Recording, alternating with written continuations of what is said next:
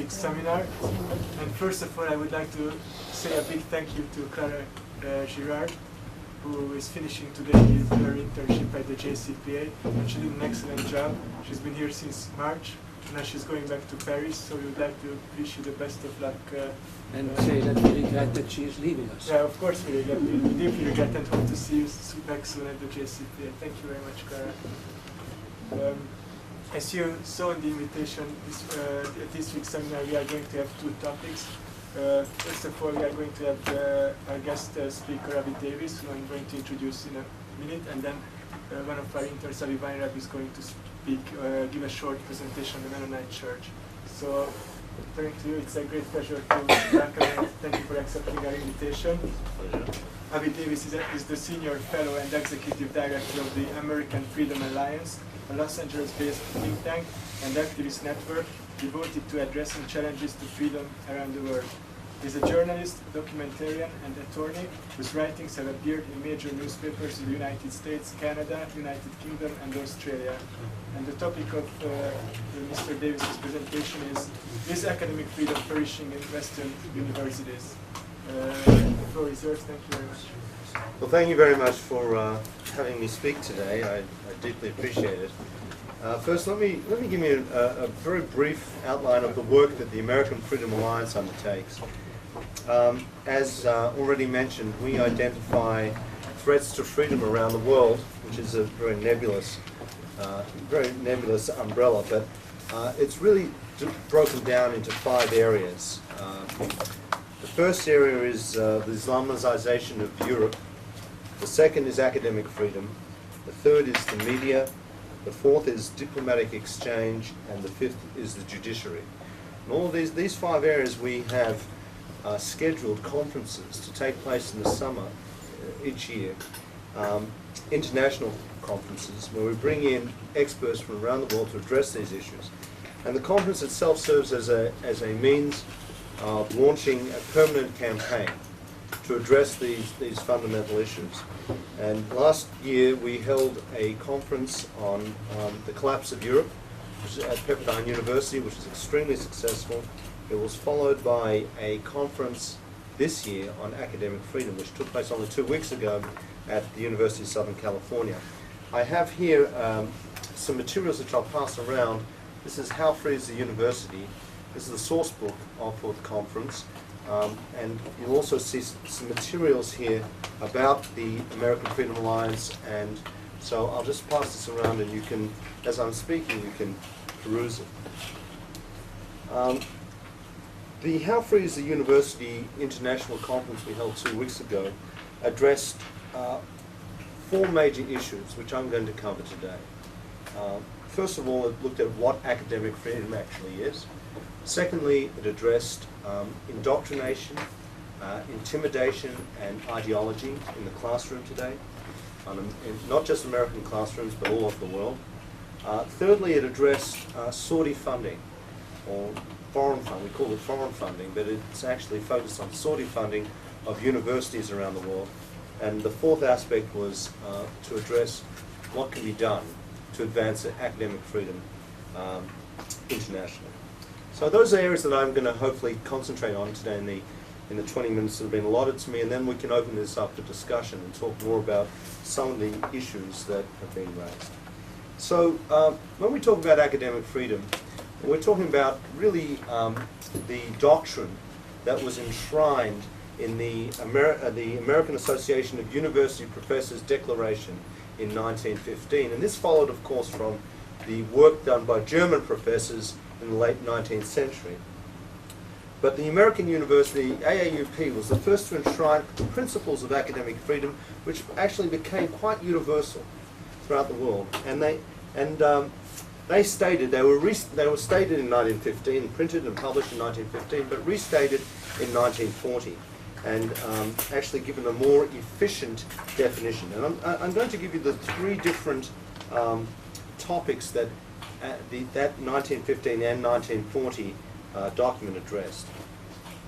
The first point was that teachers are entitled to full freedom in research and the publication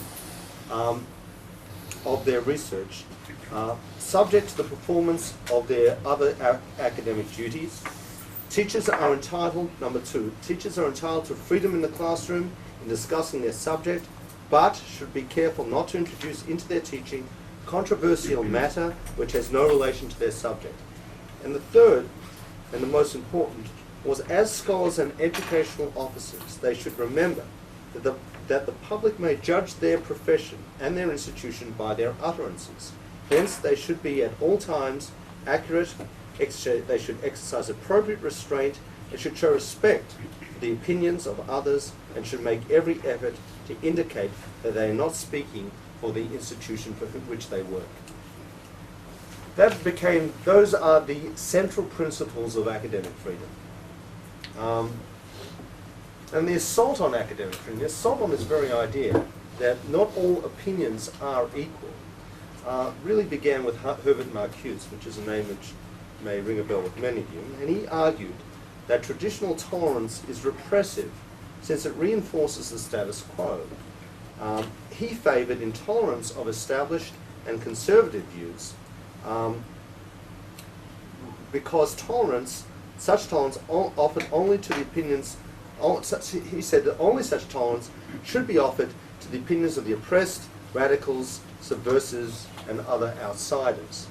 And these views influenced a whole generation of radical scholars, including Mari Matsuda, who argued that complete free speech should belong mainly to the powerless. And Catherine McKinnon proposed that sexual harassment is a form of gender-based class discrimination.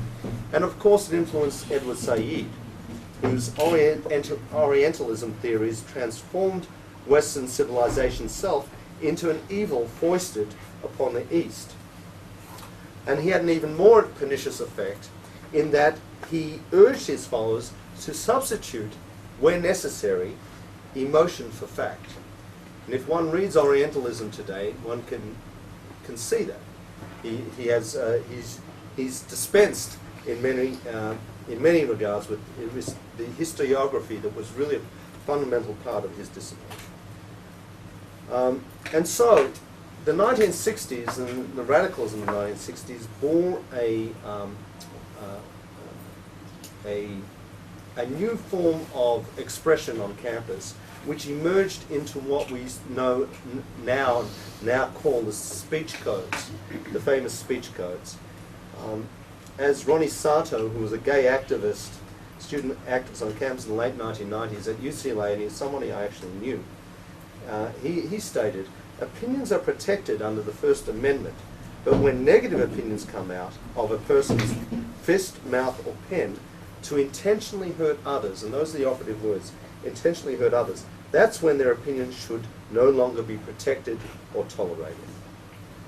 And in 1993, speech codes have become so rampant on campus that Alan Charles Coors, quite a well-known name in the fight for academic freedom, and Harvey Silvergate wrote in The Shadow University that some of these codes had a devastating effect on academic freedom and free speech on campus. And just to give you an example of some of the codes that did develop in the 1990s, I'm going to read to you ones that were actually listed in their book. Among the banned comments and actions they listed included intentionally producing psychological discomfort. That was at the University of North Dakota. Insensitivity to the experience of women, University of Minnesota. Inconsiderate jokes, University of Connecticut. Serious non-verbal offences, such as inappropriate laughter, Sarah Lawrence College. Eye contact or holding food provocatively, University of Maryland. Inappropriate non-verbal discussion, Macalester College. Communication with sexual overtones, Lincoln University. And discussing sexual activities, the State University of Brockport. Brockport banned cartoons that depict religious figures in compromising situations, or jokes making fun of any protected group and calling someone an old hag. So basically almost anything you said on campus in the 1990s could be prescribed as hate speech. Now, a lot of these codes were in fact struck down by the courts in the 1990s. However, it is clear that if you visit campuses today, the codes still surreptitiously still exist and are still enforced by very ambitious and over-eager administrations for whom an attack on homosexuals, on feminists, or on other radical causes is far worse to them than an assault on academic freedom.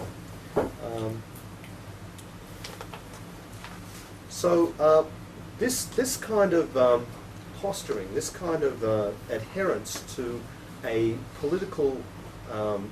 new political alignment has had very serious consequences, particularly for Christian groups on campus. The gay community in particular and their allies are using speech codes and discrimination to alienate Christian groups. And an example of this was, actually it didn't take place on a university campus, but it took place at a high school.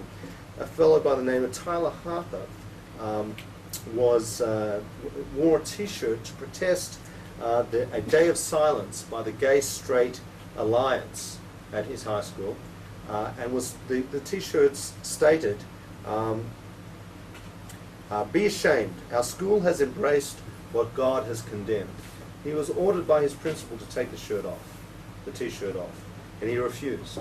And when the campus police forced him to take it off, he sued. And the case went straight to the Ninth Circuit in California, and that court, and it is still on this issue is still on appeal, but the court actually stated that the First Amendment did not provide him with protection, and T-shirt messages can be excluded if they strike at a core identifying characteristic of a student on the basis of their membership in a minority group, with minority groups being described as race, religion, or sexual orientation. This decision basically makes it impossible, if it's enforced, if it's later affirmed by the Supreme Court, will make it almost impossible to attack Islamic groups or Islam for their association with terrorist activity or with jihadist activity around the world. Another example of where Christian groups have been alienated, the British Columbia College of Teachers has refused to certify teacher education programs at Christian universities if they urge students to refrain from premarital sex, adultery, or homosexual acts. In England, the situation is even worse, and there's been a wholesale campaign against Christian organisations on campus, which the Church of England has actually abetted by refusing to defend the very Christian organisations that are their surrogates on campus. There is an enormous problem at places like Georgetown University in the United States, Columbia University, and many of the Midwest universities, which have Christian organizations which can no longer meet on campus because they do not allow homosexuals into their ranks. So this is an enormous problem on campus today. Now I want to turn to the case of indoctrination. Our conference did address this in great detail. I don't want to go into that detail because these cases can be found almost anywhere on the web, how indoctrination has become part of the curriculum. What's important to note about indoctrination is how the AAUP, the very organization which established the principles of academic freedom, has responded to accusations that teachers today do not abide by those principles. And they stated in response that it is not indoctrination for professors to expect students to comprehend ideas and apply knowledge that is accepted as true within a relevant discipline. Now, that is a complete abrogation of the principles that they established in 1915, reaffirmed in 1940, and then reaffirmed again in 1964. And it essentially means that a dogma can be taught as truth. It is accepted as true within a relevant discipline. As really an attempt to justify the transformation of the university into a place where sectarian screeds are shielded from the scrutiny of academic inquiry. And it's quite relevant and symbolic. When we originally conceived the idea of a conference on academic freedom and approached the AAUP for original copy of the 1915 Declaration of Principles on Academic Freedom, no copy could be found, no facsimile could be found of the original declaration. And it's very important to note that the declaration does not even appear on the association's website. It should be clear to anybody that the AAUP no longer even supports the concept of academic freedom as first enunciated in that document.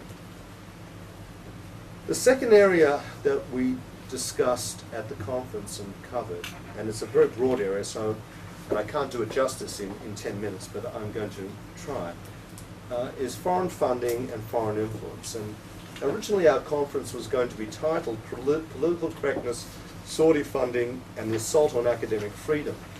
But it was felt that we would attract more liberals if we just titled it How Free is a University. That actually wasn't the case. Now I regret not having given the title a more provocative title.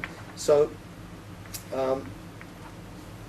what is important to note about foreign funding is the role of Saudi Arabia. Many of you will know the name Prince Al-Walid bin Talal, who's the nephew of King Fahd, and is regarded as the fifth richest man in the world. He gave $10 million to the American University of Cairo. This is all in the last 10 years. $10 million to the American University of Cairo, 5.2 to the American University of Beirut, $20 million to both Harvard and Georgetown. And you may recall that Harvard actually rejected the $20 million when it was found that he'd been associated with a think tank which was anti-Semitic and denied the existence of the Holocaust. However, that money has come back to the Harvard Divinity School through the back door. He gave $20 million to create a Middle East Study Center at the University of Arkansas, and Duke universities, Duke, Howard, Cal State Berkeley, Syracuse, Johns Hopkins, have all received sizable donations. At Oxford and Cambridge and other UK schools, some 31 schools have received over £25 million over the last 15 years from the Saudi royal family. And the consequences of this funding, although it's regarded as quite innocuous by university administrators, and they constantly state that there are no strings attached to the money, there are significant consequences to this. First of all, it has shut down any criticism of the Saudi kingdom in Middle East studies anywhere in the world. It has also given an opening to the creation of the libel tourist. Does anybody know what the libel tourist is? Does anybody know the case of Rachel Ehrenfeld and Robert O'Collins? Two people who wrote books which actually were published, I think, in the United States, but sold on Amazon in the UK. Didn't sell very many books, but they did identify Al-Walid bin Talal and other members of the royal family as financing terrorism. These were academic books. And as a result, they were sued. Both Robert O'Collins and Rachel Ehrenfeld were sued in British courts. And the books they were found that they had defamed the Saudi royal family, and the books were therefore burned in Britain. Now, the same thing was tried in the United States. Rachel Ehrenfeld appealed in the United States and won on appeal, and the New York State Legislature passed legislation which protected books that criticized foreign governments and foreign individuals. So these libel tourist cases have not been successful yet in the United States, but have been successful in England and Europe. The third thing is that they have eliminated any discussion about the connection between Islam, jihad, and international terrorism. A very, very serious problem. Fourth, in Britain it has encouraged the growth of extremism. There's been a report that's just been issued by Anthony Glees of Brunel University, which shows that Britain's over 31 universities and colleges have hardline Islamic groups within their boundaries, and the university today is regarded as the principal recruiting ground for homegrown British Muslim terrorists. A university commissioned curriculum in the United States for kindergarten to year 12 educators on the Middle East is driven by Saudi funding and has Saudi biases and anti-Western, and functions essentially as anti-Western propaganda. And of course, one of the most grievous results of Saudi funding of our universities is the rise of campus anti-Semitism and anti-Zionism. And the US Commission on Civil Rights declared in its 2006 report that anti-Semitism had become a serious problem on campuses nationwide. And there have been, since I live in California, which is a hotbed of anti-Zionist activity, I can report to you personally of scenes I've witnessed at UC Irvine, UC Santa Cruz, San Francisco State University, and a number of others. Chino and Fresno also have had incidents of anti-Semitism that would never have been tolerated 20 or 25 years ago. But administrations today have been cowed by the idea that anti-Semitism is legitimate, or anti-Zionism, I should say. Anti-Zionism is legitimate free speech on campus, even when it morphs, and as it often does, into anti-Semitism. So today the campus anti-Semitite wears the guise of the anti-Zionist, but anti-Semitism is still very, very much alive. And it is ironic that American Jewish college students fear not the anti-Semites themselves, but the anti-Semitic defenders who attack and discredit anyone who speaks out against anti-Zionism and anti-Semitism. And Walton Mersheimer, in their book, The Israel Lobby, which was published last year, abetted all of this by claiming that they and others like them are in fact bullied into silence, when quite the opposite is true.